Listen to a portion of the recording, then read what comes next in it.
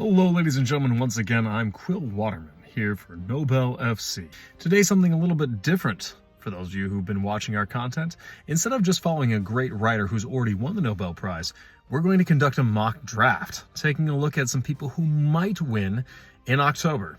Joining me are our two experts, Sol 4X, our analytics expert, capable of crunching all the numbers and giving you the details, and our commentator and bon vivant, Will Readwright. Gentlemen, 6 months to go. Lots of people are focused on drafts these days, especially as we see the NFL draft kicking off this week. But Saul, who do you think is going to be the most likely person picked by the Nobel Committee come October? Well, thank you, Quill. Now, I've considered a wide array of data points, and I've come away with 3 pieces that I think are instrumental in determining who exactly is going to be the next winner of the Nobel Prize in Literature. Now, you can begin with how old they are. Now, Anders Olsen, who's been the chairman for the last about 7 years now, he's really emphasized giving this as a lifetime achievement award, something for people who've already had a long and storied career. The general average age for winners under Anders Olsen has been 76, and conveniently enough, right now, who's 76 years old is Jamaica Kincaid from Antigua. She's often been a contender in the betting, and I think she makes great sense as a winner.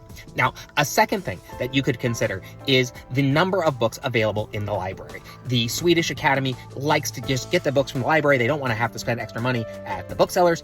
They take what they have there, and they're able to read it and read several of the pieces by the author with ease. In that regard, you also want to have something that's been recent, something that's gotten a lot of attention, and that's where Christina Rivera Garza comes in. Now, Garza has risen up the betting rapidly last year, and it's worth noting she has a Pulitzer Prize recently. Death Takes Me is a new big book.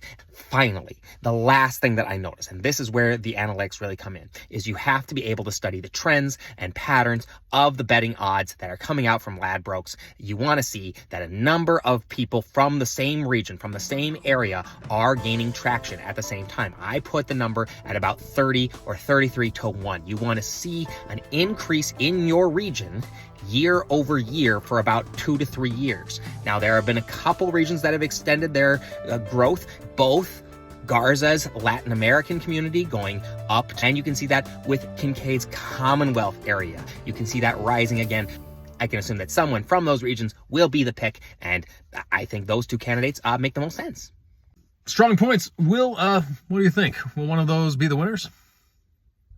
They certainly could win, but I have to say, Sol's reasoning for that is just absolute pants. And Look here now, the committee should be looking for someone who gives them something they don't have, and that's credibility. That's something that they desperately need. Certainly they could go with someone that has got the same style as their recent picks, but I think, if you're looking for something that adds into Anders Olsen's preferred mentality, his preferred style, I absolutely think Yoko Tawada would be great in that regard. And at the same time, I think you've got this great grand midfield engine building up now with Foss and Kang and Krasnohorkai. You need someone with some more attacking edge. You need someone who's going to go out there and give him what for. And that, I think, should be Louise Erdrich. She's got an excellent style. She's quieter. She's a little more direct. She's more easily understandable so that people can get access to her.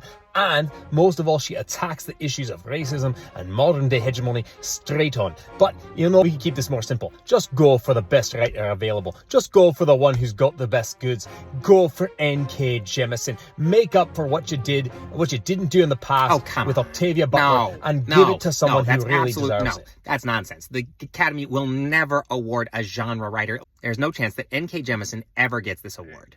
Well, forgive me for giving the people a wee bit of hope that it's not all stream of consciousness. This isn't about hope. This is about reality. This is about what people can expect will happen on the day the Nobel Prize is announced. And if you think N.K. Jemisin is going to win, then frankly, you're just dealing them with lies. Who will win? Spreadsheet with 4 eyes. Hey, okay, guys, that's enough. We're going to have to leave it there for now.